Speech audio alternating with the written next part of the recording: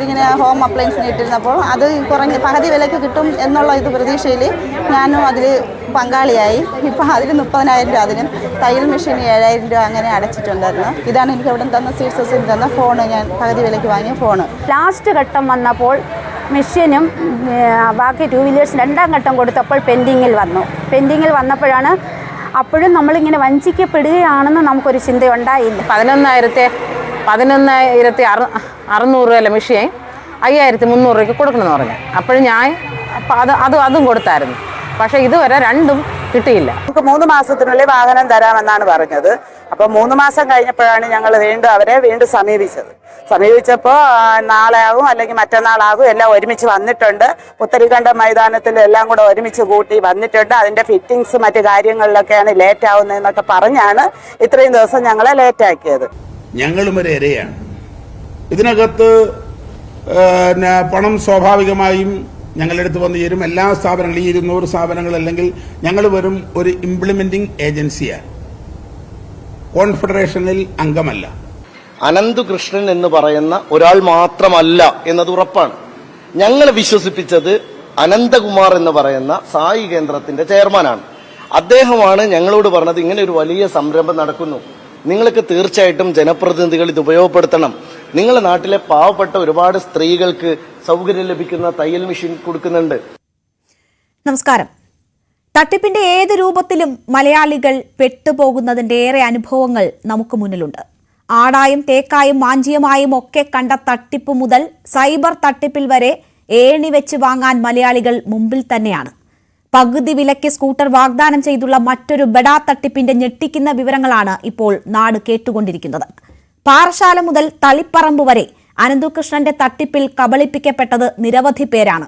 കുടുംബശ്രീ പ്രവർത്തകർ മുതൽ പോലീസ് ഉദ്യോഗസ്ഥരുടെ ഭാര്യമാർ വരെ 1000 കോടിയുടെ തട്ടിപ്പിന് ഇരയായവരിലുണ്ട്. പഞ്ചായത്ത് മെമ്പർ മുതൽ മന്ത്രിമാരുടെയും പ്രധാനമന്ത്രി നരേന്ദ്രമോദിയുടെയും ഫോട്ടോ വരെ തട്ടിപ്പിന് ഉപയോഗിച്ചു. കോൺഗ്രസ് നേതാവ് ലാലി വിൻസെന്റ് തട്ടിപ്പ് കേസിൽ പ്രതിയായിരിക്കുന്നു. BJP നേതാവ് AN രാധാകൃഷ്ണൻ താൻ ഇരയാണെന്ന വാദം ഉന്നയിക്കുന്നു. പെരിന്തൽമണ്ണ MLA നജീബ് കാന്തപുരത്തിന്റെ നേതൃത്വത്തിലുള്ള മുദ്ര ചാരിറ്റബിൾ ഫൗണ്ടേഷനും തട്ടിപ്പിൽ വീണു.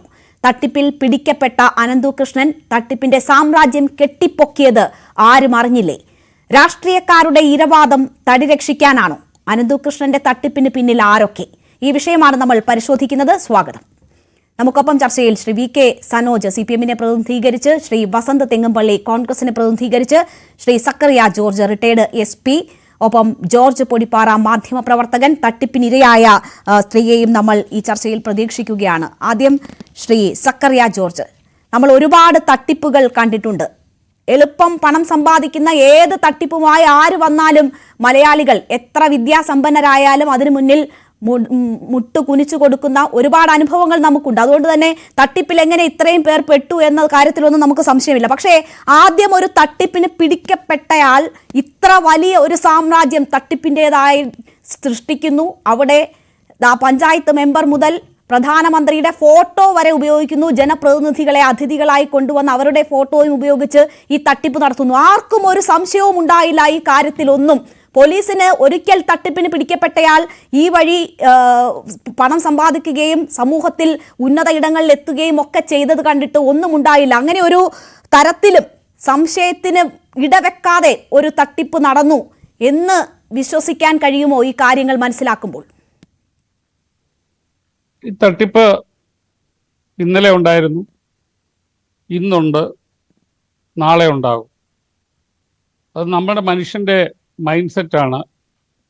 പെട്ടെന്ന് പണം സമ്പാദിക്കുക, അധ്വാനിക്കാതെ പണം സമ്പാദിക്കുക, സ്പീഡ് മണി. അതും ഒരു രീതിയിൽ അഴിമതി സ്പീഡ് മണിയാണ്, പെട്ടെന്ന് സമ്പന്നമാകുക. അതെല്ലാം ഈ സമൂഹത്തെ മൊത്തത്തിൽ ഗ്രസിച്ച് നശിപ്പിച്ചു കഴിഞ്ഞു എന്നുള്ള ഒരു സത്യമാണ്. നമുക്കറിയാം, നമ്മൾ ജനിക്കുന്നതിന് മുമ്പ് തന്നെ ഇവിടെ വിസ തട്ടിപ്പുണ്ട്. ഇന്നും കേരളത്തിൽ എവിടെയെങ്കിലും ഒരു വിസ തട്ടിപ്പ് നടന്നു കാണും. അത് കഴിഞ്ഞിട്ട് നാളെയും ഒരു വിസ തട്ടിപ്പ് ഉണ്ടാകും. അപ്പോൾ അത് സ്ഥിരമായി നടക്കുന്ന കാര്യമാണ്. പിന്നെ നമ്മൾ 80കളിൽ കണ്ടു, പിന്നെ ആടെ മാഞ്ചിയം അങ്ങനെ പറഞ്ഞു കുറേ തട്ടിപ്പ്, ഓറിയൻ്റൽ സാജൻ, ലാബല്ല രാജൻ എന്നൊക്കെ പറഞ്ഞുകൊണ്ടുള്ളവരുടെ കേസുകളെല്ലാം ഉണ്ടായിരുന്നു. പിന്നെ അത് കഴിഞ്ഞ് ഈ ഇടയ്ക്ക് പോപ്പുലർ ചിട്ടി ഫണ്ട് നെടുമ്പറമ്പിൽ, അതുപോലെ തന്നെ ഇഷ്ടംപോലെ തട്ടിപ്പുകൾ നമ്മുടെ നാട്ടിൽ നടക്കുന്നു. അപ്പോൾ ആർക്കെങ്കിലും എന്തെങ്കിലും ഒരു ചെറിയ പ്രോമിസ് കൊടുത്താൽ ഈ മനുഷ്യൻ്റെ ഗ്രീഡ്, ഗാന്ധിജി പറഞ്ഞല്ലോ, God has given everything as per the need but not as per the greed. Greed ഭയങ്കര പ്രശ്നമാണ്. പക്ഷേ സാധാരണക്കാരെ സംബന്ധിച്ചിടത്തോളം നമ്മുടെ ഒരു എക്കണോമിക്കലി സ്റ്റേബിൾ സൊസൈറ്റി അല്ലാത്തത് കൊണ്ട് പ്രോഗ്രസ് ഇല്ല. നേരത്തെ സുകുമാർ അഴീക്കോട് സാറ് ഒരു പ്രസ്താവന പറഞ്ഞു, നമ്മുടെ രാഷ്ട്രീയ പാർട്ടിക്കാരെല്ലാം കൂടെ എത്രയും കഷ്ടപ്പെട്ടാണ് പാവപ്പെട്ടവരെ എന്നും പാവപ്പെട്ടവരായിട്ട് നിർത്തുന്നത്. അപ്പോൾ പാവപ്പെട്ടവർ അങ്ങനെ വരുമ്പോൾ അവർക്കും ഇത്തരത്തിലുള്ള വാഹനമൊക്കെ കിട്ടിയാൽ അവർക്ക് സ്ത്രീകൾക്കൊക്കെ ഈസി ആയിട്ട് മൂവ് ചെയ്യാം എന്നൊക്കെ കണ്ടുകൊണ്ടാണ് അവർക്ക് കമ്മ്യൂട്ടേഷനൊക്കെ ഇത് ആവശ്യമാണ്, അതുകൊണ്ടാണ് വരുന്നത്. പക്ഷേ ഇത് പുറത്തോട്ട് ഇവരെ വെട്ടിൽ കൊണ്ടുവന്ന് വീടുകളിൽ നിന്നും ചിലപ്പം ഭർത്താക്കന്മാർ അറിഞ്ഞായിരിക്കും, ചിലപ്പം ഭർത്താക്കന്മാർ അറിയാതായിരിക്കും, ഇവരെയൊക്കെ വെട്ടിൽ കൊണ്ടുവന്ന് ചാടിക്കുന്നു. അപ്പോൾ ഇതിനകത്ത് പോലീസിന് വലിയൊരു റോളുണ്ട് ആക്ച്വലി. പക്ഷെ നിർഭാഗ്യവശാൽ പോലീസ് ആ റോള് പ്ലേ ചെയ്യുന്നില്ല. 1985 നമ്മുടെ മുൻ പ്രസിഡൻ്റായ doctor Shankaldev Sharma national police അക്കാഡമിയിൽ അദ്ദേഹത്തിൻ്റെ സർദാർ പട്ടേൽ മെമ്മോറിയൽ ടോക്കിൽ അദ്ദേഹം പറഞ്ഞു, rule of law and role of police. അത് വലിയൊരു കാര്യമാണ്. അപ്പോൾ റൂൾ ഓഫ് ലോ നല്ലതായിട്ട് വരണമെങ്കിൽ റോൾ ഓഫ് പോലീസും ഉണ്ട്. അപ്പോൾ പാവങ്ങളെയൊക്കെ ഇതിൽ നിന്ന് രക്ഷപ്പെടുത്തി വിടണമെങ്കിൽ ഇതിൻ്റെ തട്ടിപ്പ് വശം നല്ലതാണെങ്കിലോ തീർച്ചയായിട്ടും ജനങ്ങൾക്ക് അത് ഉപയോഗിക്കാം, അവർക്ക് സാമ്പത്തിക പുരോഗതി ഉണ്ടാകുന്നതിന് തെറ്റൊന്നുമില്ല. പക്ഷേ നല്ലതും മോശവും തിരിച്ചറിയാൻ പോലീസ് ഉദ്യോഗസ്ഥന്മാർ കൂടണം. അപ്പോൾ പോലീസ് ഉദ്യോഗസ്ഥന്മാർ പലപ്പോഴും സാമ്പത്തിക നേട്ടം ഇതിലെ കുറ്റവാളികളോട് ചേർന്ന് നിന്ന് വാങ്ങിക്കാൻ പോകുന്ന ഒരു രീതി ഉണ്ട്. പോലീസിനെ കുറ്റം പറയുന്നല്ല, പോലീസിൽ ഒത്തിരി ദുരാഗ്രഹികൾ, പണമോഹികൾ, വളരെ സിമ്പിൾ ലൈഫ് ലീഡ് ചെയ്യാൻ ഗാന്ധിജി പറഞ്ഞ പോലെ പ്ലെയിൻ ലീവിങ് ഹൈ തിങ്കിങ്. അപ്പോൾ പ്ലെയിൻ ലീവിങ്ങിന് തയ്യാറാകാത്ത ഒത്തിരി പോലീസ് ഉദ്യോഗസ്ഥന്മാരുണ്ട്. അവരെല്ലാം ഈ മാഫിയയുടെ കൂട്ടത്തിലെല്ലാം കൂടി അവരിതിനെല്ലാം കൂടെ. ഒരു കാലത്ത് ജപ്പാൻ ബെഡ് ഉണ്ടായിരുന്നു, അതിനകത്തൊക്കെ പലരും മാർക്കറ്റ് ചെയ്തുകൊണ്ട് ഇരുന്നത്, മൾട്ടി ലെവൽ മാർക്കറ്റിംഗ് നടത്തിക്കൊണ്ടിരുന്നത് പോലീസ് ഉദ്യോഗസ്ഥന്മാരുണ്ട്. അത് കഴിഞ്ഞതിന് ശേഷം നമ്മൾക്ക് അറിയാം ഒരു മൈക്രോ ഫിനാൻസ് വന്നു. അത് പാർട്ടിയുടെയാണ്. BDJS-ൻ്റെ നേതാവും വെള്ളാപ്പള്ളിയൊക്കെ അതിനകത്തുണ്ട്. അതിനകത്ത് ക്രൈമൊക്കെ ഉണ്ട്. ഞാൻ ഇടുക്കി ക്രൈംബ്രാഞ്ചിലുള്ളപ്പോൾ അവിടെ കേസ് കൊടുത്തിട്ടുണ്ട്. SNDP പെട്ടവർ തന്നെ കേസ് കൊടുത്തിട്ടുണ്ട്. അത് കഴിഞ്ഞതിന് ശേഷം ഹൈദരാബാദിലുള്ള ഒരു 458 കോടി രൂപ വെട്ടിച്ചൊരു കേസുണ്ടായിരുന്നു. അതിൽ ഒരു പോലീസ് ഉദ്യോഗസ്ഥന് വളരെ മദനീനി എന്ന് പറഞ്ഞ ആളിനെ വളരെ സാഹസപ്പെട്ട് പിടിച്ചു. പക്ഷേ അദ്ദേഹം DYSP ആയിരുന്നു. 2 SP-മാർ അതിന് സപ്പോർട്ട് ചെയ്തു. അന്നത്തെ കോട്ടയം ക്രൈംബ്രാഞ്ചും ഒന്ന് കോഴിക്കോട് ക്രൈംബ്രാഞ്ച് SP ആണെന്ന് തോന്നുന്നു. അപ്പോൾ ഈ പിടിച്ച മദനീനിയെ പിടിച്ച ആ പോലീസ് ഓഫീസർക്ക് പണിഷ്മെൻറ്റ് റോളെല്ലാം ഉണ്ടാക്കി. പ്രതിയെ പിടിച്ചവന് ഇതുവരെ SP ആകേണ്ടതാണ്, IPS കിട്ടേണ്ടതാണ്, ഇതുവരെ കിട്ടിയിട്ടില്ല. ഹൈക്കോടതി ഉത്തരവുണ്ട്, എന്നിട്ടും കിട്ടിയിട്ടില്ല.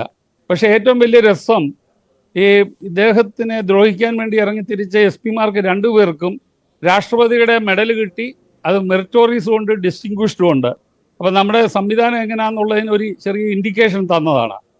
പിന്നെ ഈ ഓറിയൻ്റൽ ഫിനാൻസേഴ്സ്, അത് സാജൻ്റെ ആയിരുന്നു. ഞാൻ ക്രൈംബ്രാഞ്ചിൽ ആ കേസ് അന്വേഷിച്ചാണ് സുപ്രീം കോടതി പോയിട്ട് അതിനകത്തൊരു വിധി വാങ്ങിച്ചിരുന്നു, സ്റ്റേ. അപ്പോൾ അതുകൊണ്ട് ഞങ്ങൾക്ക് ക്രൈംബ്രാഞ്ചിലൊന്നും ചെയ്യാൻ പറ്റിയില്ല.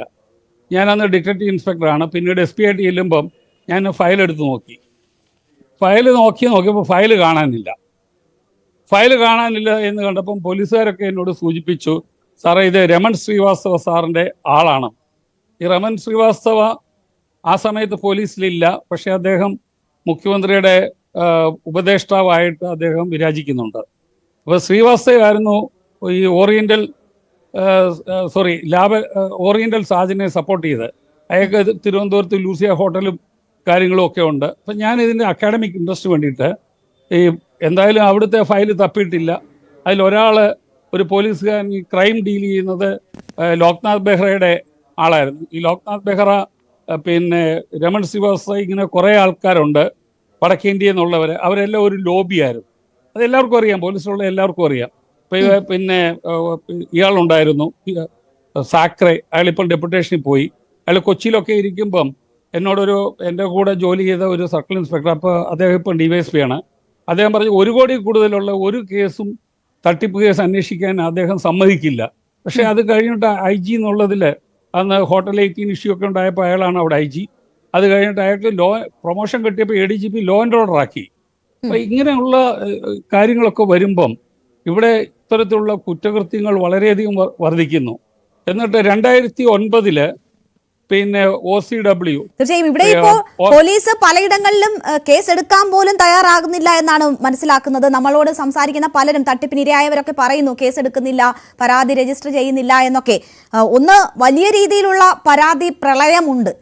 ആയിരക്കണക്കിന് പരാതികൾ ജില്ലകളിൽ തന്നെ രജിസ്റ്റർ ചെയ്യുന്ന സാഹചര്യമൊക്കെ ഉണ്ട്. അത് ഒരു കാരണമായിരിക്കാം. പക്ഷേ അതിനപ്പുറം പല താല്പര്യങ്ങൾ കൊണ്ടും ഇടപെടൽ ഉണ്ടാകുന്നു എന്ന് സംശയിക്കത്തക്ക തരത്തിൽ ഇപ്പോഴും പോലീസ് പലയിടങ്ങളിലും പരാതികൾ പോലും കേൾക്കുന്നില്ല എന്നാണ് മനസ്സിലാക്കുന്നത്. താങ്കളിലേക്ക് വരാം. ശ്രീ VK സനോജ് കൂടി നമുക്കൊപ്പം ചേരുകയാണ്. ശ്രീ VK സനോജ്, കൊച്ചു തട്ടിപ്പിൽ തുടങ്ങി തട്ടിപ്പിന്റെ വലിയ സാമ്രാജ്യം കെട്ടിപ്പടുക്കുകയായിരുന്നു അനന്തകൃഷ്ണൻ. ഒരു തട്ടിപ്പിൽ ഏർപ്പെട്ടയാൾ, അതും സാമ്പത്തിക തട്ടിപ്പിൽ ആദ്യം പിടിക്കപ്പെട്ടയാൾ, അതിനുശേഷം ഇത്ര വലിയ ഒരു തട്ടിപ്പ് ആസൂത്രണം ചെയ്ത് നടപ്പാക്കുകയാണ്.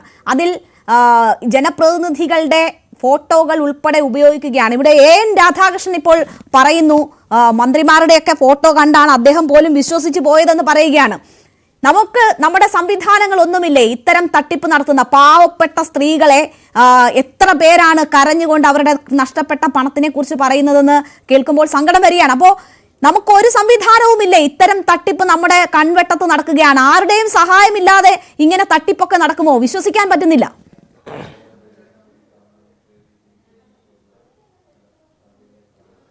അല്ല, AN രാധാകൃഷ്ണൻ മന്ത്രിയുടെ ഫോട്ടോ കണ്ട് വല്ലാതെ അതിനകത്തങ്ങ് വീണുപോയി എന്നല്ലേ നിങ്ങളിപ്പോൾ പറഞ്ഞത്. ഈ തട്ടിപ്പ് ഒരു രാഷ്ട്രീയ പദ്ധതി കൂടിയായിരുന്നു. ഞാൻ പറയാം, ഇതൊരു രാഷ്ട്രീയ പദ്ധതി കൂടിയായിരുന്നു. കാരണം BJP കേരളത്തിൽ രാഷ്ട്രീയ പ്രവർത്തനം നടത്തിയിട്ടും വികസന മുദ്രാവാക്യങ്ങൾ മുന്നോട്ട് വെച്ചൊന്നും ആളുകൾ BJPയിലേക്ക് ആകർഷിക്കുന്നില്ല. അപ്പോൾ BJP പിന്നെ കണ്ടെത്തിയൊരു മാർഗം ഇതുപോലെയുള്ള ചില എളുപ്പ വഴികളിൽ കൂടി ആളുകൾക്കിടയിൽ സ്വാധീനം ഉണ്ടാക്കാൻ കഴിയും എന്നാണ്. അപ്പം അതുകൊണ്ട് അവർ നരേന്ദ്രമോദിയുടെ പേര് ഉപയോഗിക്കുന്നു, അവർക്ക് കേന്ദ്രത്തിൻ്റെ ഭരണത്തിൻ്റെ സ്വാധീനം ഇവിടെ പറയുന്നു. അങ്ങനെ വലിയ തോതിൽ CSR ഫണ്ട് ഞങ്ങൾ മുഖാന്തരം ലഭിക്കും. സംസ്ഥാന ഗവൺമെൻറ്റോ സംസ്ഥാനത്തെ സംവിധാനത്തിനൊന്നും ഇത് ഏർപ്പാടാക്കാൻ കഴിയില്ല. അതുകൊണ്ട് കേരളത്തിലെ പാവപ്പെട്ട ജനങ്ങൾക്ക് ഞങ്ങളാണ് ആശ്വാസം എന്നാണ് BJP പ്രഖ്യാപിച്ചത്. അത് AN രാധാകൃഷ്ണനാണ് അതിൻ്റെ ചുമതല കൊടുത്തത്. അപ്പോൾ BJPയുടെ കേന്ദ്ര നേതൃത്വത്തിൻ്റെയും സംസ്ഥാന നേതൃത്വത്തിൻ്റെയും അറിവോട് കൂടിയിട്ടാണ് AN രാധാകൃഷ്ണൻ ഇങ്ങനൊരു പദ്ധതിക്ക് കേരളത്തിൽ തുടക്കം കുറിച്ചത്. അപ്പൊ ഇത് വിശ്വാസം ഉണ്ടാക്കാൻ വേണ്ടിയിട്ട് രാധാകൃഷ്ണന്റെ ഇതിലുള്ള പങ്ക് എന്താണ് എന്നത് വ്യക്തമാകുന്നില്ല. എന്തായാലും അദ്ദേഹം ഇപ്പോൾ ഇരവാദമാണ് പറഞ്ഞുകൊണ്ടിരിക്കുന്നത്. BJP പ്രതിനിധികളെ ആരെങ്കിലും ഈ ചർച്ചയ്ക്ക് കിട്ടുമോ എന്ന് നമ്മൾ അന്വേഷിച്ചിരുന്നു. പക്ഷേ അവർ ചർച്ചയിൽ പങ്കെടുക്കാൻ തയ്യാറല്ല എന്നാണ് അറിയിച്ചിട്ടുള്ളത്. താങ്കൾ ഇവിടെ സൂചിപ്പിച്ചുവല്ലോ, ഈ രീതിയിൽ ഒരു പ്രചരണം, ഇത് കേന്ദ്ര സഹായം ഇവിടെ സാധാരണക്കാരായ ജനങ്ങളിലേക്ക് എത്തിക്കാനുള്ള സംവിധാനമാണ്, കേന്ദ്ര സർക്കാരിന്റെ സഹായം ജനങ്ങളിലേക്ക് എത്തിക്കാനുള്ള ഒരു സംവിധാനമാണ് എന്നൊരു പ്രചാരണം ഈ തട്ടിപ്പുകാർ നടത്തിയിട്ടുണ്ട് എന്ന് മനസ്സിലാകുന്നുണ്ട്. അത് പറഞ്ഞു കേൾക്കുന്നതാണ്. പക്ഷേ ഇവിടെ ഇപ്പോൾ AN രാധാകൃഷ്ണൻ പറയുന്നത് പോലെ മന്ത്രിമാരുടെ പടം ഇതിന് ദുരുപയോഗം ചെയ്തിട്ടുണ്ടല്ലോ. V ശിവൻകുട്ടിയുടെയും രാമചന്ദ്രൻ കടന്നപ്പള്ളിയുടെയും ഒക്കെ പടം കണ്ടിട്ടാണ് താൻ തട്ടിപ്പിന് ഇരയായത് എന്ന് AN രാധാകൃഷ്ണൻ പറയുന്നു. റോഷി അഗസ്റ്റിന്റെ പടം വരുന്നു. മുഖ്യമന്ത്രിയുടെ വായൊക്കെ നിൽക്കുന്ന ആനന്ദകൃഷ്ണൻ എന്ന് പറയുന്നയാളുടെ അവർക്കും ഈ തട്ടിപ്പിൽ പങ്കുണ്ട് എന്ന് കരുതപ്പെടുന്നുണ്ട്. അങ്ങനെ പല പടങ്ങളും പ്രചരിക്കുന്നുണ്ട്. അപ്പോൾ ഈ പടങ്ങളെല്ലാം അവർ ഉപയോഗിച്ചു. ഈ കേന്ദ്ര ഫണ്ട് ഇവിടെ സാധാരണക്കാർക്ക് കൊടുക്കുന്നു എന്ന് പറയുന്നത് പോലെ ഈ ഓരോ വ്യക്തികളുടെയും പടവും അവർ ഉപയോഗിച്ചിട്ടുണ്ട്.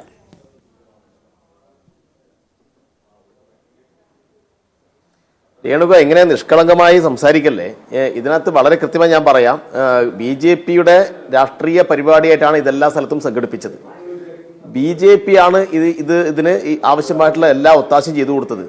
പല ഗ്രാമങ്ങളിലും BJPക്ക് സ്വാധീനമില്ലാത്ത ഗ്രാമങ്ങളിൽ ഉൾപ്പെടെ BJPയുടെ ഭാഗമായി പ്രവർത്തിക്കാത്ത അല്ലെങ്കിൽ BJP അല്ലാത്ത ധാരാളം പാവപ്പെട്ട ആളുകളെ അവർ കണ്ടെത്തുന്നു. അവരുടെ കുടുംബത്തിലേക്ക് ഈ സാധനങ്ങൾ കൊണ്ടു കൊടുക്കുകയാണ്, അതിനാവശ്യമായിട്ടുള്ള കാര്യങ്ങൾ നടത്തുകയാണ്. അപ്പോൾ BJP ഒരു രാഷ്ട്രീയ പരിപാടിയായിട്ടാണ് ഇതിനെ കണ്ടത്. അപ്പോൾ BJP ആണ് ഇതുമായി ബന്ധപ്പെട്ട എല്ലാ കാര്യങ്ങളും ഇവിടെ നടത്തിയത്. അപ്പൊ അങ്ങനെ നടത്തിയിട്ട് ഈ തട്ടിപ്പ് സംഘത്തിൽപ്പെട്ട എൻ രാധാകൃഷ്ണനും ഈ അനന്തു രാമകൃഷ്ണനും കേരളമായതുകൊണ്ട് കേരളത്തിലെ ചില ജനപ്രതിനിധികളെ ഇത് തെറ്റിദ്ധരിപ്പിച്ച് കൊണ്ടുപോയിട്ടുണ്ട്. സ്വാഭാവികമായിട്ടും രജിസ്റ്റർ ചെയ്ത ഒരു NGO, ആ NGO പാതി വിലക്ക് ഇപ്പൊ MLA അയാളുടെ മണ്ഡലത്തിൽ ഒരു പരിപാടി നടത്തുന്നു എന്ന് പറഞ്ഞാൽ സ്വാഭാവികമായിട്ട് പങ്കെടുക്കുമല്ലോ. ഇപ്പൊ എൻ്റെ നാട്ടിലെ ഒരു ക്ലബിന്റെ പരിപാടിക്ക് ഇങ്ങനെയുള്ള ഒരു കിറ്റ് വിതരണം നടത്തുമെന്ന് പറഞ്ഞാൽ എന്നെ ക്ഷണിച്ചാൽ ചിലപ്പോൾ ഞാൻ പങ്കെടുക്കും. പക്ഷെ അത് ആ കിറ്റ് വിതരണം നടത്തുന്നത് ഭാവിയിൽ മറ്റൊരു തട്ടിപ്പ് നടത്താൻ വേണ്ടിയിട്ടാണ് എന്ന നിലയിലേക്ക് എനിക്ക് അപ്പം തന്നെ വ്യാഖ്യാനിക്കാൻ വേണ്ടി കഴിയില്ലല്ലോ, അങ്ങനെ എനിക്ക് ഗണിച്ചെടുക്കാൻ വേണ്ടി കഴിയില്ലല്ലോ. അപ്പോൾ സ്വാഭാവികമായിട്ടും ജനപ്രതിനിധികൾ എന്ന നിലയിൽ ഇങ്ങനെയുള്ള പരിപാടികൾക്കകത്ത് പങ്കെടുത്തിട്ടുണ്ടാവാം. അതുകൊണ്ട് ഇത് തട്ടിപ്പിനെ ന്യായീകരിക്കാൻ വേണ്ടി അവർ പറയുന്ന വാദങ്ങൾ നമ്മൾ ഏറ്റുപിടിക്കാൻ വേണ്ടി പാടില്ല. ഇത് കൃത്യമായിട്ട് BJP കേന്ദ്ര ഗവൺമെന്റിന്റെ സഹായത്തോടു കൂടി കേരളത്തിൽ പാവപ്പെട്ട ജനതയെ സഹായിക്കാൻ വേണ്ടിയിട്ട് വമ്പിച്ച തോതിൽ CSR ഫണ്ട് ഒഴുക്കുന്നു എന്നാ പ്രചരിപ്പിച്ചത്. അങ്ങനെ BJPയുടെ പ്രാദേശിക കമ്മിറ്റികളാണ് ഈ പരിപാടി സംഘടിപ്പിച്ചത്. ഇതെല്ലാം ഇപ്പൊ മാറ്റിവെച്ചിട്ട്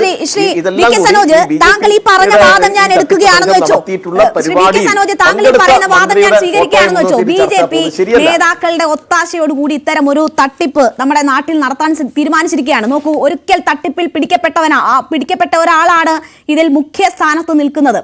ഇതുപോലെ മന്ത്രിമാരെയൊക്കെ ഉൾക്കൊള്ളിച്ചുകൊണ്ട് അതിന് കുറച്ചുകൂടി വിശ്വാസ്യത നേടിയെടുക്കാനുള്ള ഒരു ശ്രമവും അവരുടെ ഭാഗത്തു നിന്നും ഉണ്ടായെന്ന് വെച്ചു. ഈ തട്ടിപ്പ് ഇത്രമേൽ വ്യാപകമായിട്ട് നോക്കൂ, പാറശാല മുതൽ തളിപ്പറമ്പ് വരെയുള്ള ഇടങ്ങളിൽ നൂറുകണക്കിന് പേർ, ആയിരക്കണക്കിന് പേർ ഈ തട്ടിപ്പിൽ പങ്കെടുത്തിരിക്കുന്നു, അതിൽ ഇരകളാക്കപ്പെട്ടിരിക്കുന്നു. ആയിരക്കണക്കിന് കേസുകൾ ഇതിനോടകം രജിസ്റ്റർ ചെയ്യപ്പെട്ടിരിക്കുന്നു. 1000 കോടിയുടെ തട്ടിപ്പാണിത് എന്ന് മനസ്സിലാകുന്നു. എത്രമാത്രം വ്യാപ്തിയാണ് ഈ തട്ടിപ്പിനുള്ളതെന്ന് അറിയാമല്ലോ. അപ്പോൾ കേന്ദ്ര സർക്കാരിന്റെ സഹായത്തോടെ BJP നേതൃത്വം ഇടപെട്ട് ഇത്തരം ഒരു തട്ടിപ്പ് നടത്താൻ നമ്മുടെ നാട് അതിന് ഒരുക്കി ഇട്ടുകൊടുത്തിരിക്കുകയാണ്. ഇവിടെ നമ്മുടെ സംവിധാനങ്ങളൊന്നുമില്ലേ, അന്വേഷണ സംഘങ്ങളില്ലേ, രഹസ്യാന്വേഷണ വിഭാഗമില്ലേ? ആർക്കും ഒരു തുമ്പും കിട്ടാത്ത രീതിയിൽ ഈ തട്ടിപ്പിന് പറ്റുന്ന ഇടമാക്കി നമ്മുടെ നാട് മാറിയിരിക്കുകയാണോ?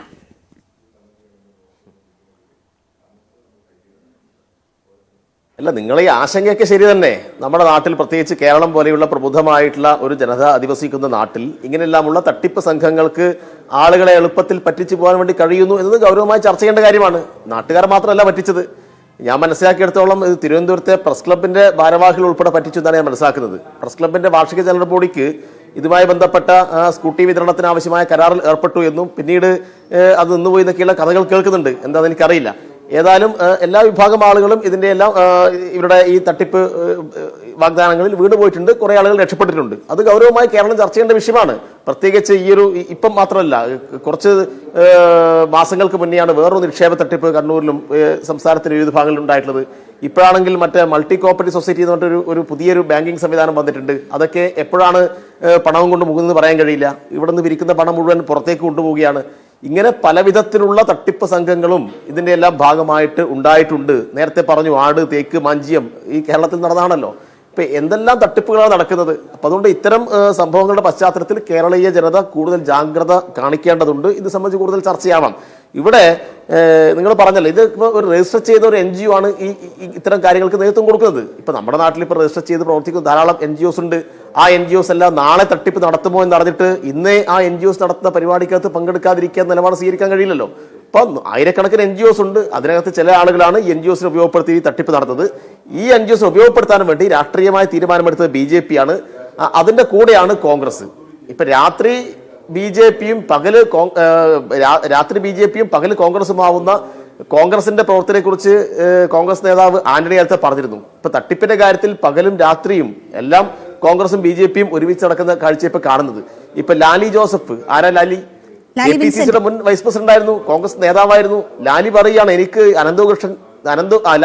ലാലി വിൻസെന്റ് അനന്തകൃഷ്ണൻ എന്റെ മകനെ പോലെയാണെന്നല്ല പറഞ്ഞത്. നിങ്ങൾക്ക് എന്താ അതിനെ കുറിച്ച് ആശങ്കയില്ലാത്തത്? നിങ്ങൾക്ക് എന്താ? നിങ്ങൾക്കല്ല, പൊതുവിൽ കുറെ കൂടി ആശങ്ക വേണ്ടതല്ലേ? VD സതീശൻ അതിനെ ന്യായീകരിച്ചില്ലേ? ഇതുമായി ബന്ധപ്പെട്ട കേസ് തീരുന്നതിന് മുന്നേ തന്നെ VD സതീശനെ പോലെ ഒരാൾ വന്നിട്ട് ഇയാൾ ശുദ്ധനാണെന്ന് പറയാൻ മാത്രം ഈ 45 ലക്ഷം എനിക്ക് തന്നിട്ടുണ്ട് എന്ന് പറഞ്ഞ ലാലി വിൻസെന്റിനെ ന്യായീകരിച്ചുകൊണ്ട് സംസാരിക്കുകയാണല്ലോ. അപ്പോ അത് മാത്രമല്ല, ഇപ്പൊ പെരിന്തൽമണ്ണയിൽ നിന്നും ഒന്ന് കേൾക്കുന്ന വാർത്ത, അവിടെയുള്ള ഒരു MLA ഓഫീസ് വഴി ഇതുപോലെ ഇടപാട് നടത്തിയിട്ടുണ്ട്. ഇപ്പൊ ആളുകൾ പരാതിയുമായിട്ട് രംഗത്ത് വരികയാണ്.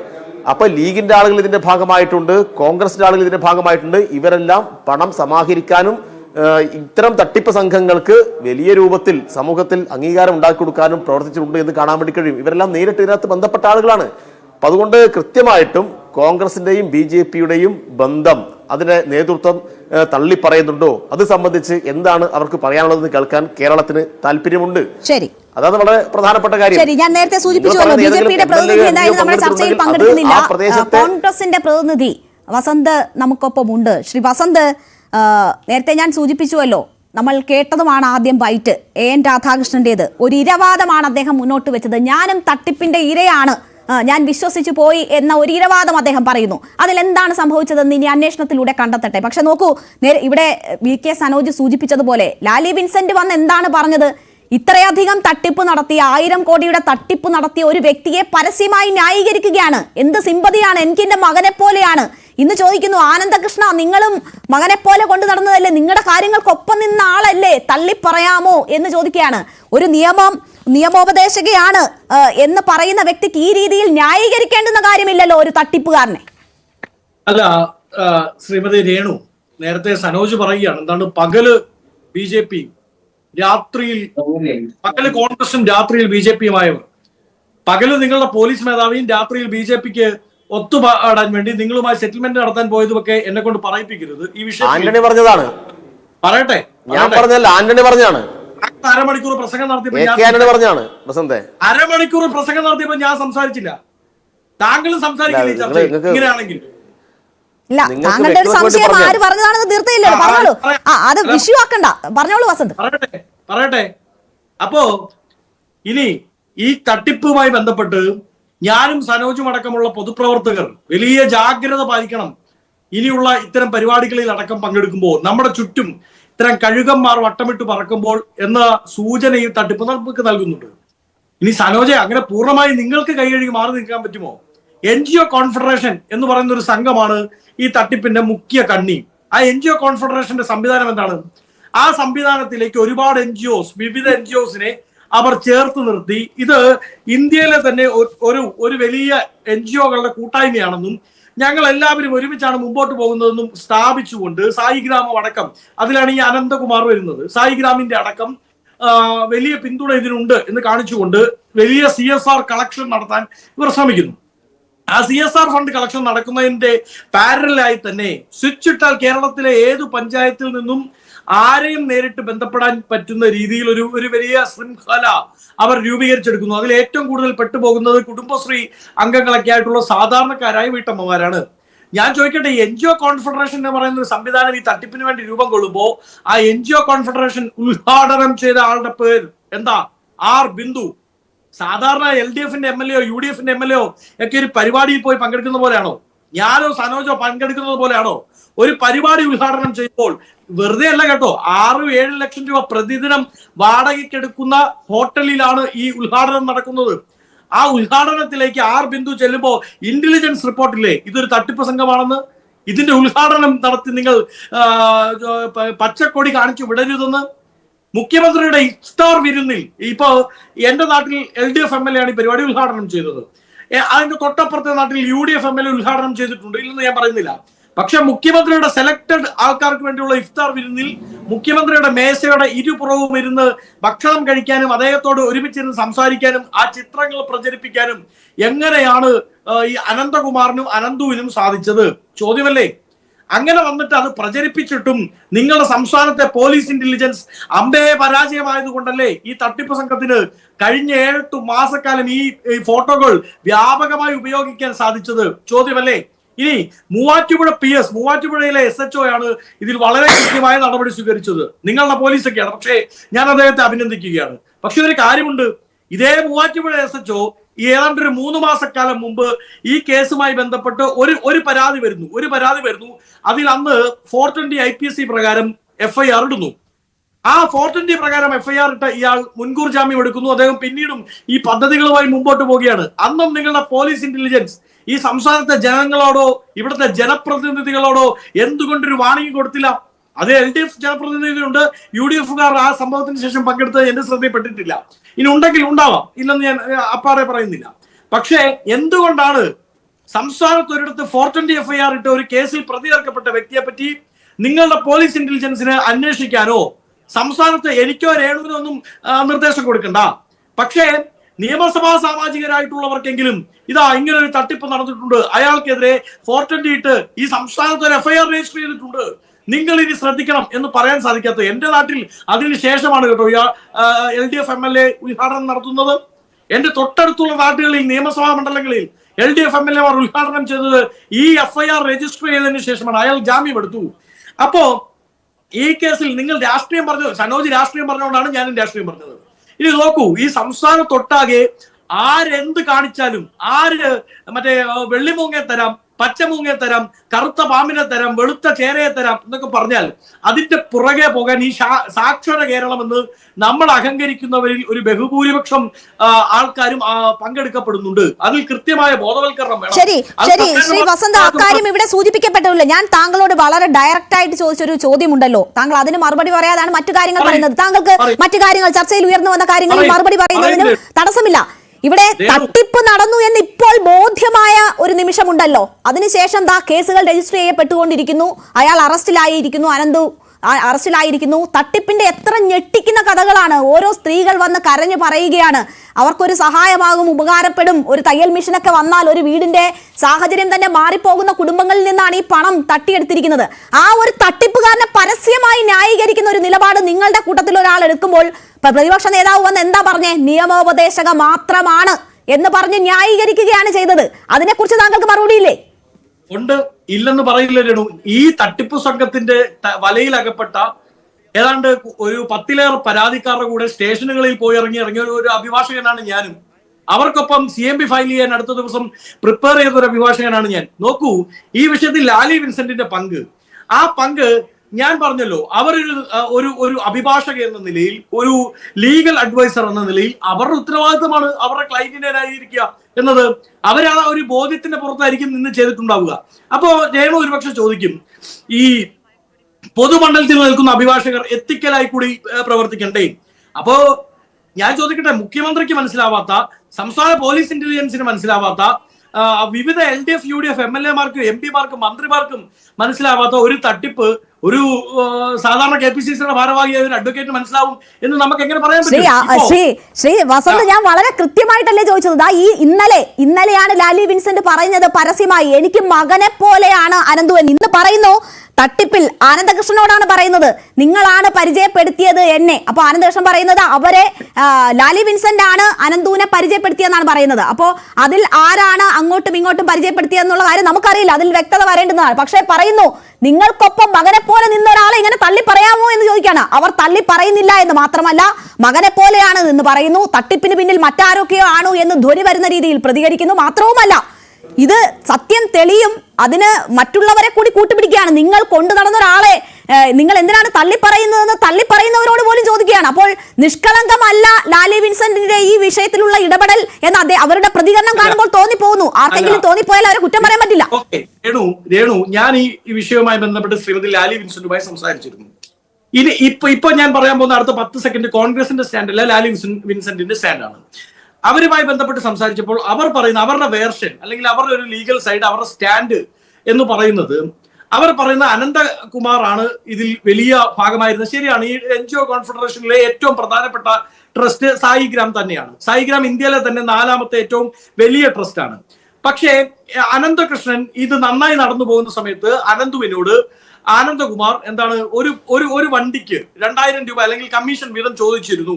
അങ്ങനെ അത് കൊടുക്കാൻ തയ്യാറല്ല എന്ന് അനന്തു പറഞ്ഞപ്പോൾ അനന്തകുമാർ ഇത് മുഴുവൻ ഇട്ടിട്ട് പോവുകയും പരാതി കൊടുത്തിട്ട് പൊളിക്കാൻ ശ്രമിച്ചു എന്നാണ് പറയുന്നത്. അത് അവരുടെ ഇൻസൈഡ് മാറ്റർ ആണ്, എനിക്കറിയില്ല. അതിൽ ആ വിശ്വാസത്തിൽ നിന്നുകൊണ്ടായിരിക്കാം അവർ പറയുന്നത്. എന്നെ സംബന്ധിച്ച് ഏതായാലും എന്റെ ക്ലയൻസ് ആരും മക്കളോ അമ്മയോ അച്ഛനോ ഒന്നുമല്ല, അവരെന്റെ ക്ലയൻസ് ആണ്, എന്നെ വിശ്വസിച്ച് വരുന്നവരാണ്. പക്ഷേ ശ്രീമതി ലാലി വിൻസെന്റിന്റെ മകനാണ് എന്ന് തോന്നിയാൽ നമുക്ക് നിങ്ങളുടെ മകനാണെന്ന് തോന്നണ്ട എന്ന് പറയാൻ പറ്റുമോ? ഞങ്ങളെ സംബന്ധിച്ച് ഞങ്ങളുടെ ഒരു പ്രീ ഇൻവെസ്റ്റിഗേഷനിൽ ശ്രീമതി ലാലി വിൻസെന്റ് ഒരു ലീഗൽ അഡ്വൈസർ എന്നുള്ള നിലയിലാണ് ഇടപെട്ടിരിക്കുന്നത്. ഇനി അതിനപ്പുറത്തേക്ക് അവർ പരിധി കടന്നു ചെയ്തിട്ടുണ്ടെങ്കിൽ ബാർ കൗൺസിൽ അവരെ ബാൻ ചെയ്യില്ലേ? അവരുടെ പ്രൊഫഷൻ തകർന്നു പോവില്ലേ? മാത്രമല്ല, നിങ്ങളുടെ പോലീസ് FIR ഇട്ടു, ഇന്നവർക്ക് മുൻകൂർ ജാമ്യം, രാവിലെ ഫയൽ ചെയ്ത് ജാമ്യം ഉച്ചയായപ്പോഴത്തേക്ക് ജാമ്യം കിട്ടി. കേരളത്തിലെ കോടതി അത് അനുവദിച്ചു കൊടുക്കുമോ? ഹൈക്കോടതി അത് അനുവദിച്ചു കൊടുക്കുമോ? ഇനി ഒരു കാര്യം കൂടി ലാലി വിൻസെന്റുമായി ബന്ധപ്പെട്ട അനന്തുവിനെ ജാമ്യത്തിലെടുക്കാൻ വേണ്ടി 2ാമത് അറസ്റ്റ് ചെയ്യപ്പെട്ടപ്പോൾ, അതായത് ഈ വിഷയമുണ്ടായ റീസെന്റ് അറസ്റ്റുമായി ബന്ധപ്പെട്ട് മൂവാറ്റുപുഴ SHOയുടെ മുമ്പിൽ എത്തുന്നത് ലീഗൽ അഡ്വൈസർ എന്ന നിലയിൽ ലാലി വിൻസെന്റ് ആണ്. ലാലി വിൻസെന്റിന് ഇതിൽ പങ്കുണ്ട് എന്ന് തോന്നിയിരുന്നെങ്കിൽ എന്തുകൊണ്ടാണ് നിങ്ങളുടെ പോലീസ് ലാലിയെ അറസ്റ്റ് ചെയ്യാത്തത്? ലാലി വിൻസെന്റിനെതിരെ അവർ കൂടി ഈ നോട്ടറൈസ്ഡ് എഗ്രിമെന്റിന്റെ ഭാഗമായി അവർ കൂടി ഉണ്ടായിരുന്നു എന്ന് പറഞ്ഞ് ഒരിടത്ത് പരാതി വരുന്നു. സ്വാഭാവികമായി FIR ഇടും. ആ FIR ഇടുമ്പോൾ അവരെ പ്രതി ചേർക്കും. ആ പ്രതി ചേർത്തതിൽ അവർ ലീഗൽ ഡിഫൻസ് എടുത്തു കഴിഞ്ഞു. ഇനി അതിന്റെ പുറത്ത് ഇത് മുഴുവൻ കോൺഗ്രസ് ആണ്, കോൺഗ്രസിന്റെ പദ്ധതിയാണ് എന്നൊക്കെ പറഞ്ഞാൽ ഈ അരിയാഹാരം ഉണ്ടെന്നവരാരും വിശ്വസിക്കാൻ പോകുന്നില്ല. ഇതിൽ ഈ തട്ടിപ്പിൽ അറിയാതെയാണെങ്കിൽ പോലും തെറ്റിദ്ധരിക്കപ്പെട്ടിട്ടാണെങ്കിൽ പോലും കോൺഗ്രസിന്റെ, UDFന്റെ, LDFന്റെ, CPMന്റെ, CPIയുടെ ഒക്കെ MLAമാർ, ജനപ്രതിനിധികൾ പങ്കെടുത്തു പോയിട്ടുണ്ട്. അത് അവരുടെ തെറ്റല്ല എന്ന് ഞാൻ പൂർണ്ണമായും പറയില്ല. അത് അവർ കൂടി ജാഗ്രത പാലിക്കേണ്ടതായിരുന്നു. ഇനിയെങ്കിലും അത് പാലിക്കണം.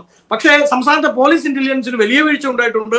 അതും തിരുത്തപ്പെടേണ്ടതാണ് എന്ന നിലപാടാണ് എനിക്കുള്ളത്. ശരി, ഞാൻ താങ്കളിലേക്ക് അടുത്ത ഘട്ടത്തിലെത്താം. ഇപ്പോൾ നമുക്കൊപ്പം അനില രാജേഷ് കൂടി ചേരുകയാണ്. ഈ തട്ടിപ്പിനിരയായ വ്യക്തിയാണ് അനില. അനില, എങ്ങനെയാണ് താങ്കൾ ഈ തട്ടിപ്പിൽ പെട്ടുപോയത്?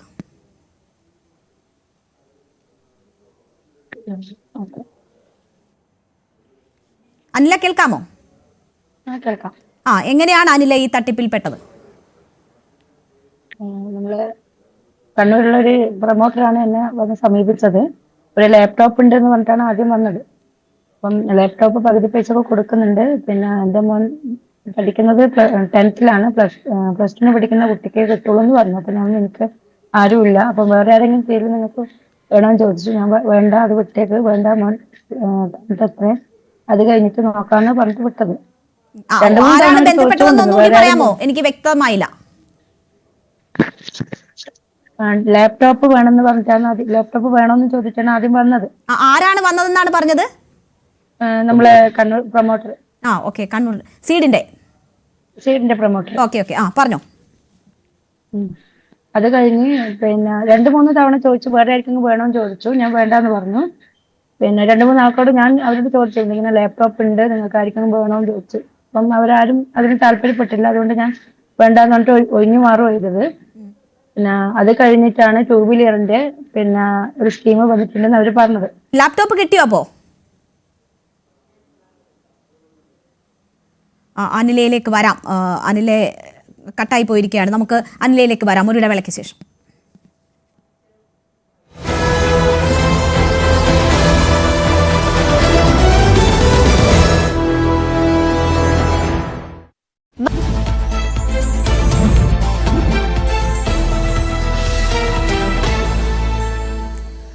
നമസ്കാരം, സ്വാഗതം എല്ലാ പ്രേക്ഷകർക്കും ഫാസ്റ്റ് ന്യൂസിലേക്ക്.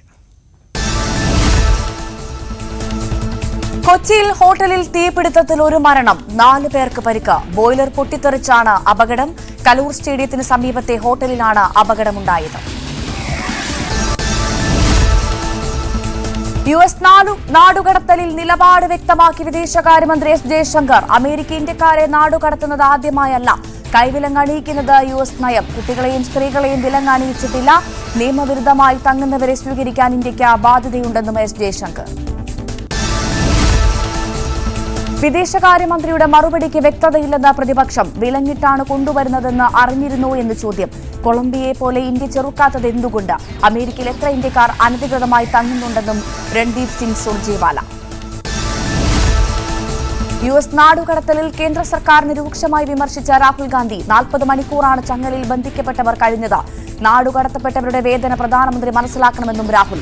വിദേശകാര്യമന്ത്രിയുടെ പ്രസ്താവനയ്ക്കിടെ ലോക്സഭയിലും പ്രതിപക്ഷ ബഹളം. മുദ്രാവാക്യ വിളികളുമായി നടുത്തളത്തിലിറങ്ങി പ്രതിഷേധിച്ചു. അമേരിക്ക നാടുകടത്തിയവരെ ചങ്ങലയിൽ ഇന്ത്യയിൽ എത്തിച്ചതിന് എതിരെ വ്യാപക പ്രതിഷേധം. രാവിലെ മുതൽ പാർലമെന്റ് പലതവണ സ്തംഭിച്ചു. പ്രതീകാത്മക ചങ്ങലകളുമായി പ്രതിപക്ഷം ലോക്സഭയ്ക്ക് പുറത്തും പ്രതിഷേധമുയർത്തി. അമേരിക്ക അനധികൃത കുടിയേറ്റക്കാരെ വിമാനത്തിൽ തിരിച്ചയച്ചത് വിലങ്ങുവെച്ചെന്ന് സ്ഥിരീകരിച്ച യാത്രക്കാരും.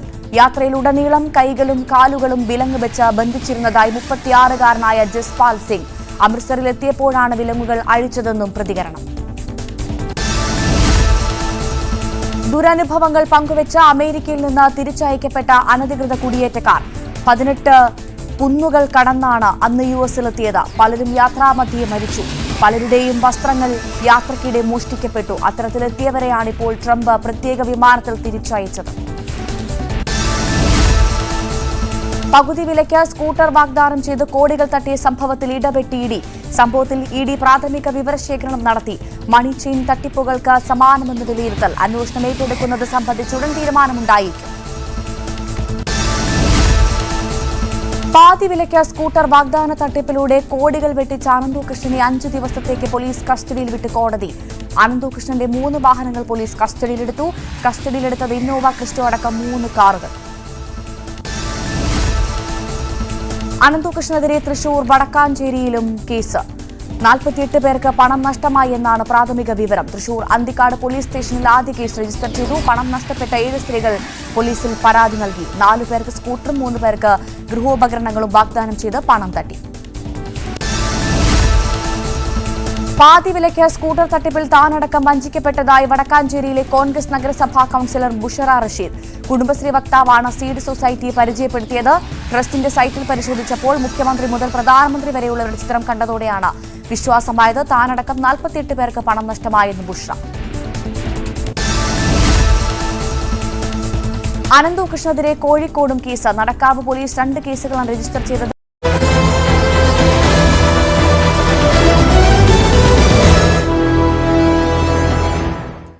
വീണ്ടും ചർച്ചയിലേക്ക് അനില വീണ്ടും നമുക്കൊപ്പം ചേരുകയാണ്. അനില, നിങ്ങൾക്ക് ലാപ്ടോപ്പ് കിട്ടിയിരുന്നോ പകുതി വിലയ്ക്ക്? ഇല്ല, ലാപ്ടോപ്പ് വേണമെന്ന് വെച്ച് എന്നെ സമീപിച്ചതാണ്. അപ്പം ഞാൻ വേണ്ടാന്ന് 2-3 തവണ പറഞ്ഞു, വേണ്ടാന്ന് പറഞ്ഞിട്ട് കുറെ വേറെ ആരും ഉണ്ടോ ആർക്കും വേണ്ടിയിട്ട് പറയണം എന്ന് പറഞ്ഞിട്ട് കുറെ തവണ എന്നെ വിളിച്ചു. ഞാൻ കുറെ ആൾക്കാരോട് ചോദിച്ചു, ആരും വേണ്ടാന്ന് പറഞ്ഞു. പിന്നീടാണ് സ്കൂട്ടർ തട്ടിപ്പിലേക്ക് പോയത്. അത് കഴിഞ്ഞ് കുറച്ച് ദിവസം കഴിഞ്ഞിട്ടാണ് ഇങ്ങനെ പകുതി പൈസ പിന്നെ 2 വീലർ കൊടുക്കുന്നുണ്ട്, നീ എടുത്തോന്ന് പറഞ്ഞു. ആദ്യമൊക്കെ ഞാൻ വേണ്ടാന്നൊക്കെ പറഞ്ഞു. എന്റെ റിലേറ്റീവ് തന്നെയാണ് അവർക്ക് കിട്ടിയിട്ടുണ്ട് പിന്നെ എന്ന് പറഞ്ഞിട്ട് സ്കൂട്ടർ കാണിച്ചോന്ന്, ഒരു ഫോട്ടോ അതെല്ലാം കാണിച്ചോന്ന്, എനിക്ക് കിട്ടിയ സ്കൂട്ടറാണിത്, ഇത് നിങ്ങൾക്ക് കിട്ടിയിട്ടില്ലെങ്കിൽ ഞാൻ നിങ്ങൾക്ക് തിരിച്ചു തരുന്നൊക്കെ എന്നോട് പറഞ്ഞത്. എത്ര രൂപ പോയി? 80,000 രൂപ. 80,000. 60,000 സ്കൂട്ടിക്കും പിന്നെ വാഷിംഗ് മെഷീനും കൂടിയിട്ടാണ് പോയത്. എപ്പോൾ മുതലാണ് നിങ്ങൾക്ക് തട്ടിപ്പാണോ എന്ന് സംശയം തോന്നിയത്? എനിക്ക് ഏകദേശം 2 മാസം മുമ്പേ തോന്നിയിരുന്നു. ഞാൻ എനിക്ക് ഈ പ്രൊമോട്ടറെ വിളിച്ചു, ഞാൻ കുറെ ഷൗട്ട് ചെയ്തു, ഞാൻ പറഞ്ഞത് തട്ടിപ്പാന്ന് നമുക്കറിയാം, ഇത് ഉള്ളത് തന്നെയാണ്. എന്നിട്ട് 2-3 തവണ അവരെ വിളിച്ചിരുന്നു. അപ്പൊ അവര് ദേഷ്യപ്പെട്ടു എന്നോട്, അതൊന്നും അല്ലാതെ ഞങ്ങളൊന്നും ചിന്തിക്കരുത് എന്നെല്ലാം പറഞ്ഞിട്ട് എന്നോട് ദേഷ്യപ്പെട്ടു. അത് കഴിഞ്ഞിട്ട് ഈ ഡിസംബർ ലാസ്റ്റ് വീക്ക് വീണ്ടും ഞാൻ ചോദിച്ചു, നിങ്ങളെ സ്കൂട്ടർ കിട്ടുന്നില്ലെങ്കിൽ എനിക്ക് വേണ്ട, പിന്നെ ഞാൻ വാങ്ങി, ഓൾറെഡി ഞാൻ സ്കൂട്ടി വാങ്ങി, ഇനി വേണ്ടാന്ന് പറഞ്ഞു. ആ പൈസ റിട്ടേൺ നമുക്ക് തരുമെന്ന് ചോദിച്ചു. അന്നേരം പറഞ്ഞു അത് തരാൻ പറ്റില്ല, അപ്പൊ അത് അക്കൗണ്ട് എന്തൊക്കെയോ ഇതായിട്ടാ ഉള്ളത്, അതുകൊണ്ട് തരാം, എന്ത് പ്രശ്നം വന്നിട്ടുണ്ട്, അത് തരാൻ പറ്റില്ല എന്ന് പറഞ്ഞു. എപ്പോഴെങ്കിലും കാണിയോ? എങ്ങനെയാണ് നിങ്ങൾക്ക് ഇതിൽ വിശ്വാസ്യത വന്നത്? ഇത് പാർട്ടിന്റെ ആൾക്കാരാണ് ഉണ്ടായത്. ഇതിന്റെ വേറൊരു പ്രൊമോട്ടർ എനിക്ക് നന്നായിട്ട് അറിയുന്ന അവര് പാർട്ടിയിൽ ഇതിലുണ്ട്. പിന്നെ പഞ്ചായത്തിന്റെ ഗ്രൂപ്പിൽ വന്നിട്ടുണ്ട് എന്നൊക്കെ കേട്ടു. പഞ്ചായത്തിന്റെ ഗ്രൂപ്പിന്റെ അകത്ത് ഇങ്ങനെ ഒരു സ്കീം വന്നിട്ടുണ്ട് എന്ന് പറഞ്ഞു. അങ്ങനെയാണ് അത് വിശ്വാസമായത്. പിന്നെ കുറെ പേർക്ക് ലാപ്ടോപ്പ് കിട്ടിയിട്ടുണ്ട്, ഡ്രില്ലിംഗ് മെഷീൻ കിട്ടിയിട്ടുണ്ട്, കിട്ടിയിട്ടുണ്ട്. പിന്നെ ഓണക്കിറ്റ് കിട്ടിയിട്ടുണ്ട്, സ്കൂൾ കിറ്റ് കിട്ടിയിട്ടുണ്ട്. അങ്ങനെയൊക്കെ കോർഡിനേറ്റർ അല്ലാണ്ട് ഇതുമായി ബന്ധപ്പെട്ട ആരെങ്കിലും നേരിട്ട് കാണുകയോ സംസാരിക്കുകയോ ചെയ്തിരുന്നോ ഈ പൈസ സംശയം തോന്നി തുടങ്ങിയതിന് ശേഷം എങ്ങാനും? ഇല്ല, ഇതുവരെ ആരോട് ഞാൻ സംസാരിച്ചിട്ടില്ല. പക്ഷെ ഇത് ഫസ്റ്റ് ദിവസം ഞാൻ ഇതിനെപ്പറ്റി ഇങ്ങനെ ഗ്രൂപ്പിൽ ഇട്ടപ്പം ആ പ്രൊമോട്ടർ പറഞ്ഞു, നീ അതിന് സപ്പോർട്ട് ചെയ്ത് ഇത് ഡിലീറ്റ് ആക്കണം, പിന്നെ നിങ്ങളെ ഈ റൂം ഇതിന്റെ അകത്ത് ഇവര് റിമൂവ് ആക്കും, പിന്നെ ഒരു ആനുകൂല്യം കിട്ടൂല എന്നൊക്കെ പറഞ്ഞിട്ട് ഗ്രൂപ്പിലിട്ട വോയിസ് മെസ്സേജും അതൊക്കെ അവരെന്നെ ഡിലീറ്റ് ആക്കിച്ചു. ഭീഷണി വല്ലതും ഉണ്ടായോ? അതിൽ ഇടണ്ട, പിന്നെ നിങ്ങൾക്ക് പുതിയ ആനുകൂല്യങ്ങൾ കിട്ടൂല എന്നെല്ലാം പറഞ്ഞിട്ടാണ് എന്നെ കൊണ്ട് ഡിലീറ്റ് ആക്കിച്ചത്, ഞാൻ ഇട്ട വോയിസ്. ഇപ്പോ പരാതി കൊടുത്തിരുന്നോ? പരാതി കൊടുത്തിട്ട്, പരാതിക്ക് നമ്മള് വളവട്ടം സ്റ്റേഷനിലാണ് ഫസ്റ്റ് പോയിട്ടുള്ളത്. അവിടെ നമ്മള് കുറെ സ്ത്രീകൾ അവിടെ എത്തി, ചെറിയ കുട്ടികളടക്കം, ചെറിയ മക്കള്, പിന്നെ വലിയ മക്കളെല്ലാം കൂട്ടി, എവറേജ് കുട്ടികളെല്ലാം കൂട്ടി രാവിലെ 10 മണി മുതൽ നമ്മൾ 100 സംതിങ് ആൾക്കാർ അവിടെ എത്തി നമ്മൾ പരാതി പറഞ്ഞു. പിന്നെ അവര് പറഞ്ഞു, നമുക്ക് പ്രൊമോട്ടർക്കെതിരെ നമുക്ക് പരാതി എടുക്കാൻ പറ്റില്ല, അവർക്ക് നിങ്ങൾ ക്യാഷ് കൊടുത്തില്ല, നമ്മൾ നേരിട്ട് അനന്തകൃഷ്ണൻ എന്ന് പറഞ്ഞ അവരെ അക്കൗണ്ടിലേക്കാണ് നമ്മൾ ക്യാഷ് കൊടുത്തത്, അപ്പൊ അവർക്കെതിരെ നമുക്ക് പരാതി എടുക്കാൻ പറ്റില്ല എന്ന് പറഞ്ഞു. ഇല്ല, ഇപ്പൊ എടുത്തു. ഇപ്പൊ നമ്മൾ SP ഓഫീസിൽ പോയി അവിടെ പരാതി കൊടുത്തു. അതിനുശേഷമാണ് വളപട്ടണത്ത് ശരി അവരെടുത്തത്. ശരി, ഞാൻ സമയമുണ്ടെങ്കിൽ താങ്കളിലേക്ക് ഒരിക്കൽ കൂടി എത്താം. ദയവായി തുടരുക. ശ്രീ ജോർജ് പൊടിപ്പാറ, താങ്കളിലേക്ക് വരാൻ വൈകിയതിൽ ക്ഷമിക്കുക. നോക്കൂ, ഒരു രാഷ്ട്രീയ പാർട്ടിക്കും പറഞ്ഞു മാറി നിൽക്കാൻ പറ്റത്തില്ല. ഏതെങ്കിലും തരത്തിൽ ഒരു ഫോട്ടോയുടെ ബന്ധമെങ്കിലും ഉണ്ട്. പ്രൊമോട്ടർമാർ ദുരുപയോഗിച്ചവരുടെ മുഖമായിട്ടെങ്കിലും ഓരോ രാഷ്ട്രീയ പാർട്ടികളും ഇതിൽ ഉൾപ്പെട്ടു പോയിരിക്കുകയാണ്.